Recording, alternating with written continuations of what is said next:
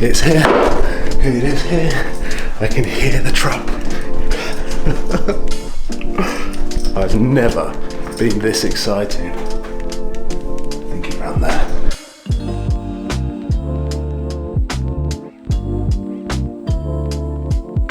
I always feel like when I'm starting the video here, something exciting is about to happen, and it's normally a car that I'm waiting for to get delivered so that I can go off and do something. Last time it was the Audi RS7, so that I could go out to Ducati Cambridge and collect the Lamborghini Ducati Diavel. Now this time, there's a little bit of a story behind it, because we all know that when I was up at Carl Hartley's driving the R8, I said that the Lamborghini was out for a viewing. Then I went up to Amari Supercars and announced that the car had sold. In that time, Lamborghini UK reached out to me and asked whether I wanted to drive a Lamborghini Aventador S for a week.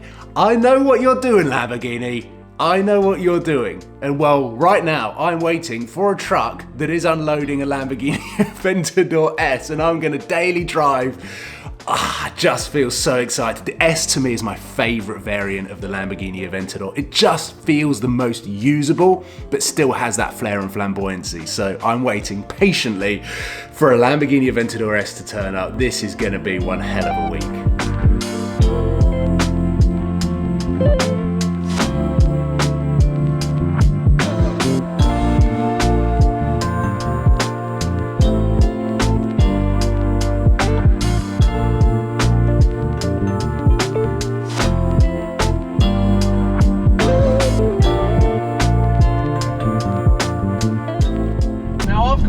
There is too much coincidence in the fact that my Murcielago sold last week and I've already got an Aventador S to play with.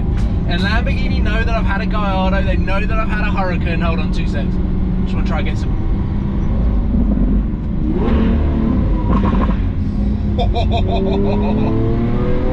Sorry, I just turned into a 6-year-old kid driving this car, but Lamborghini know that I've had a Gallardo, they know I've had a Huracan, they know that I love the V10s and the V12s.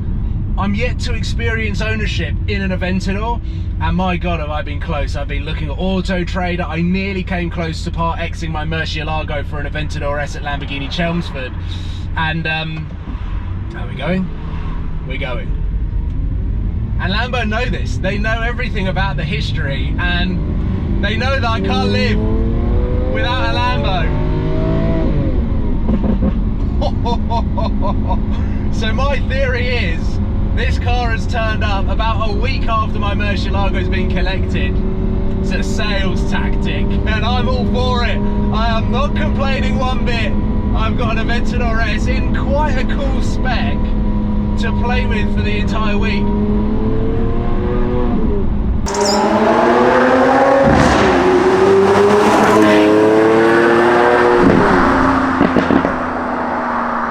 Well, whilst it's trying to rain, the car is a little bit quieter than usual, probably quite a good time to talk about how Amari's came to having my Murcielago and how they sold my Murcielago, because I've never been to Amari's before, obviously known of their existence and been following them on Instagram for years, and seen Sam, Tom, Archie, JWW all go up there to check out the cars that they've got. I've just never been in that part of the world at the right time. But they messaged me on Instagram asking whether my Murcielago was still for sale whilst it was at Carl Hartley's, because they had a customer who had just missed out on buying a Murcielago LP640 through Amari's and wanted to place a deposit down for Amari's to then go and source a good example of an LP640. So that's how they messaged me on Instagram. I then passed them over to Carl so that between them they could arrange the car to get collected and for their customer to view my car.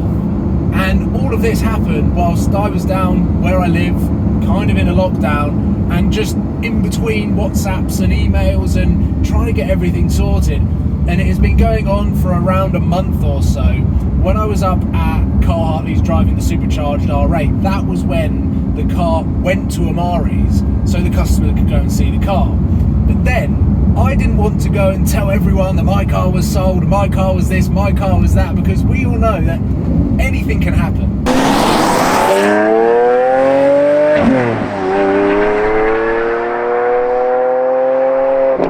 And I didn't really want to tempt or jinx any of the process, so I kept quiet and and waited until the car was sold and the whole collection was organised before obviously announcing on YouTube whilst I was driving the SF90 that the Lamborghini had sold, because it'd been up for sale for 4 months during the winter, during a pretty extreme lockdown. So I was very aware that it was going to take a little bit of time to sell that car. And between Amari's and Carl, two of the biggest supercar dealerships in the United Kingdom coming together to create this sale, it's a pretty cool way to wave goodbye to my Lamborghini. We've now got hail. We've got ice coming out of the sky right now.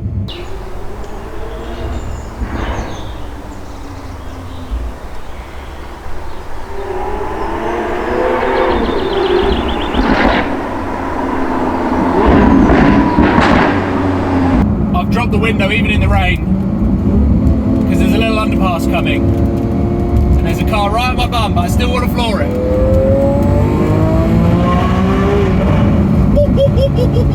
Oh, now it's really raining.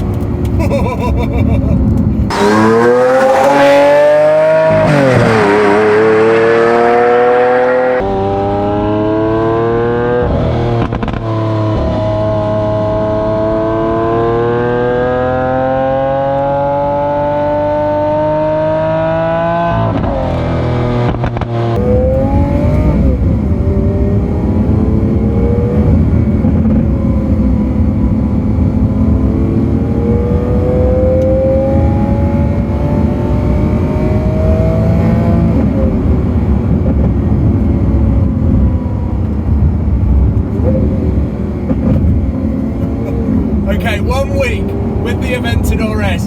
Has the Lamborghini sales tactic worked? The answer is a maybe. More towards the yes than a no. There are so many imperfections, shall we call them, with this car. It is the most incomplete supercar on the UK roads, or the most incomplete car on UK roads. I think it was Chris Harris who said that over 90% of the UK road network is made up of B roads, and this car simply cannot do B roads, so you're limited to around 10% of the UK's road network driving this car. The suspension's incredibly stiff, it's so wide, there is almost zero visibility, and I don't care. I really don't care, because this is the last, or one of the last of the supercars that you can buy in this day and age. And I mean a supercar, because now McLaren 720Ss, Ferrari 488s, F8 Tributos, you can daily drive them. They're so easy to drive. They become normal. This is an occasion every time you get in the car. Every time you're concentrating, you're pushing on, you're enjoying the idea of going fast in a road car and having that V12 behind. Okay, the gearbox isn't a double clutch, but it's part of the package.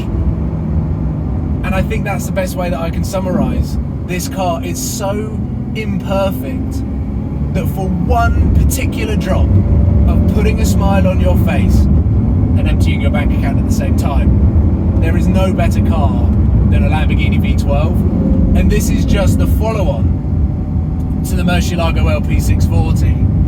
And there's a reason why I said maybe, because right now I don't know whether you guys are aware of what is going on with the car market at the moment, but everything is around 10% up. These Aventador S's are around 15% up. The deal that I was going to do on an Aventador S in 2019 was for a £180,000 Aventador S. This is a 305 grand brand new Aventador S, so we're going to discount this, but on the used market you can't get a good Aventador S for under 220 grand. So they've gone up nearly 30-40 grand because of the demand in used cars as dealerships start to run out of new cars. So I'm just going to wait, bide my time, enjoy the GTR project. There's a lot happening with that, but to get behind the wheel of this and refresh my memory on what a crazy package the Aventador is, it isn't for everyone. A lot of people like the Porsche GT3s, the McLarens, the Ferraris, these clinical precision cars. And even if you want a Lambo but still want that precision driving, go and buy a Hurricane Perf, go and buy a Hurricane Evo. They are unbelievable super sports cars, but this is one of the last supercars.